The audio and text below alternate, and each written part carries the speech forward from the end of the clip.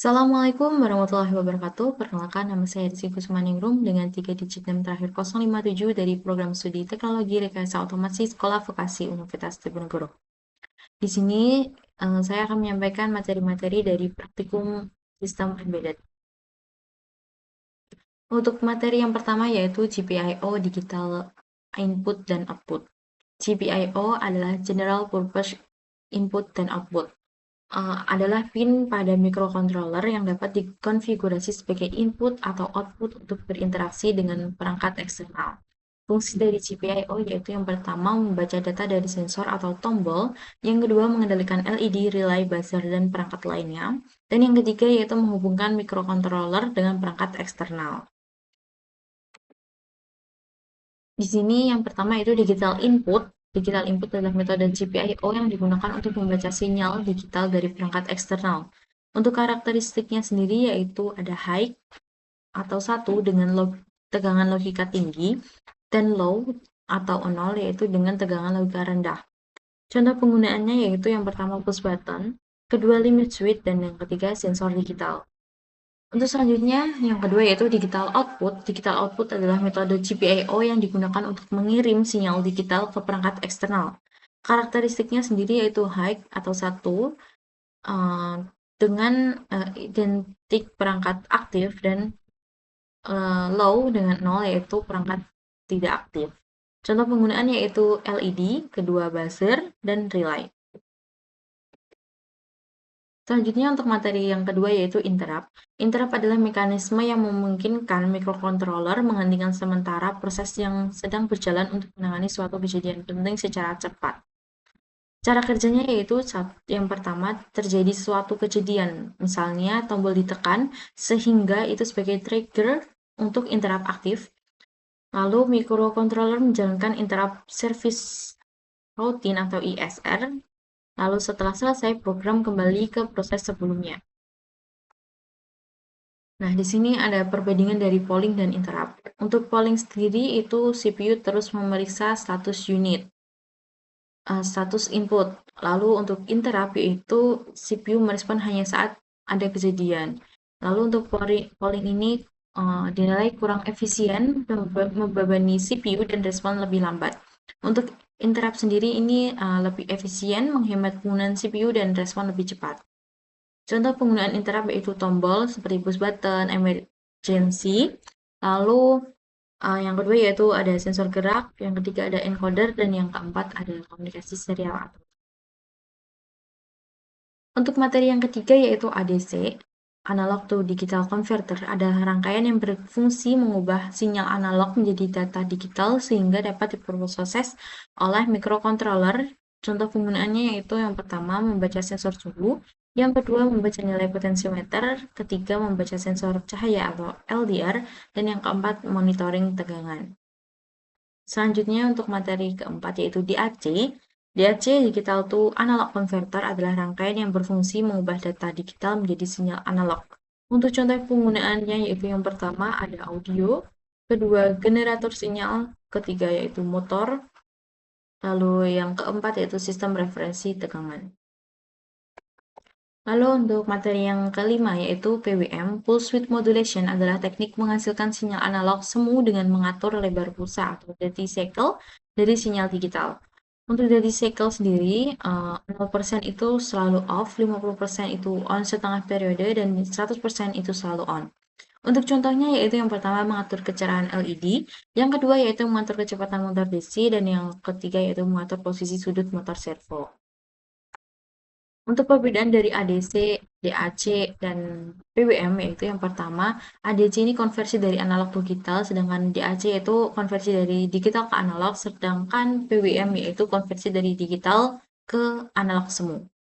Untuk fungsinya sendiri yaitu ADC berfungsi untuk membaca sensor, lalu DAC itu berfungsi untuk menghasilkan sinyal analog, dan PWM itu berfungsi untuk mengatur daya keluaran.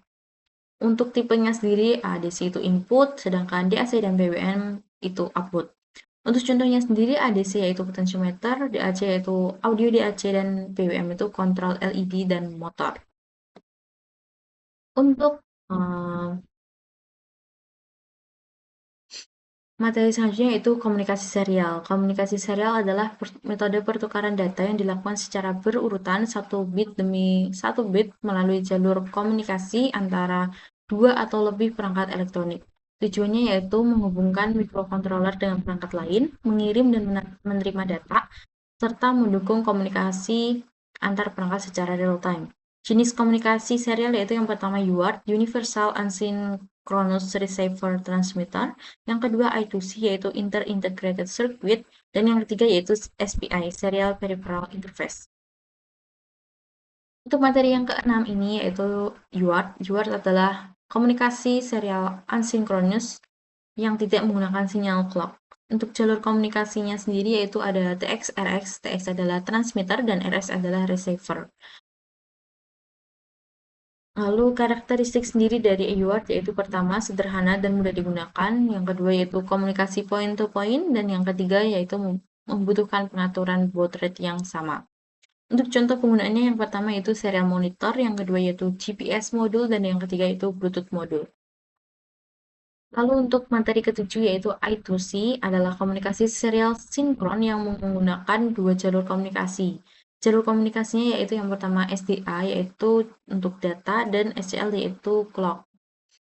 Lalu karakteristik sendiri dari SPI yaitu yang pertama mendukung banyak perangkat menggunakan sistem alamat atau address dan hanya membutuhkan dua kabel. Untuk contoh penggunaannya sendiri dari I2C yaitu yang pertama LCD I2C, kedua OLED display, lalu yang ketiga sensor MPU 6050, dan yang keempat yaitu RTC DS3231. Untuk materi selanjutnya yaitu ke 8, SPI adalah komunikasi serial sinkron berkecepatan tinggi antara master dan slave. Pada SPI ini menggunakan jalur komunikasi MOSI, MISO, SCK, CS, atau SS. Untuk karakteristik sendiri yaitu transfer data cepat, full duplex atau kirim dan terima secara bersamaan dan membutuhkan lebih banyak pin. Untuk contoh penggunaannya sendiri yaitu SD card, LCD TFT, RFID RC522, dan flash memory. Untuk perbandingan dari UART, I2C, dan SPI yaitu pada jalur komunikasi UART ini terdapat dua jalur komunikasi sama dengan I2C terdapat dua jalur komunikasi.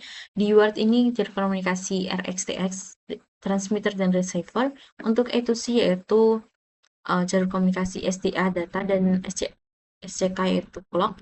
Sedangkan pada SPI ini 4 jalur data yaitu MOSI, MISO, SCK, dan CS atau SS. Lalu untuk clock sendiri di UART ini tidak ada, sedangkan di I2C dan SPI ini ada.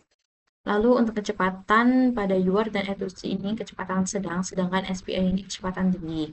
Untuk jumlah perangkat di UART hanya bisa 2 perangkat, sedangkan di I2C dan SPI ini bisa dengan banyak perangkat. Untuk sistem alamat di UART ini tidak menggunakan alamat, sedangkan I2C ini menggunakan alamat, dan di SPI ini tidak menggunakan alamat. Lalu kompleksitas yaitu UART sederhana, sedangkan I2C dan SPI ini bernilai sedang. Lanjut ke materi ke-9 yaitu Free RTOS Task. Task adalah unit pekerjaan yang dijalankan oleh Free RTOS. Setiap task memiliki fungsi, prioritas, dan stok memori sendiri. Fungsi task yaitu yang pertama menjalankan beberapa pekerjaan secara bersamaan, yang kedua membagi program menjadi bagian yang lebih terstruktur, yang ketiga yaitu mendukung multitasking. Lalu untuk contoh dari task sendiri yaitu pertama membaca sensor, yang kedua yaitu komunikasi SPI, yang ketiga yaitu LCD, dan yang keempat yaitu ledger data. Selanjutnya ke materi ke-10 yaitu Free RTOS Queue dan Semaphore. Queue digunakan untuk mengirim data antar task secara aman. Contohnya yaitu task ADC mengirim data sensor ke task SPI. Jadi task ADC lalu mengirim data menggunakan Free RTOS Queue, lalu task SPI ini membaca data dari ADC. Lalu untuk semafor ini digunakan untuk memberi sinyal atau sinkronisasi antar task. Contohnya yaitu task ADC memberi sinyal bahwa data sudah siap dikirim. Lalu untuk materi yang 10, yaitu Free RTOS, Timer, dan Notification. Software timer digunakan untuk menjalankan fungsi tertentu secara otomatis berdasarkan waktu yang ditentukan. Untuk contohnya sendiri yaitu membaca sensor setiap 1 detik dan mengirim data setiap 5 detik. Untuk task notification yaitu cara ringan dan cepat untuk mengirim sinyal antar task.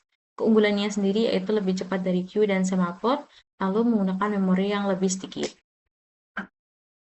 Untuk yang ke-11 yaitu Free RTOS Memory Management. Memory Management adalah mekanisme pengelolaan materi yang digunakan Free RTOS untuk membuat dan menghapus task secara objek RTOS lainnya.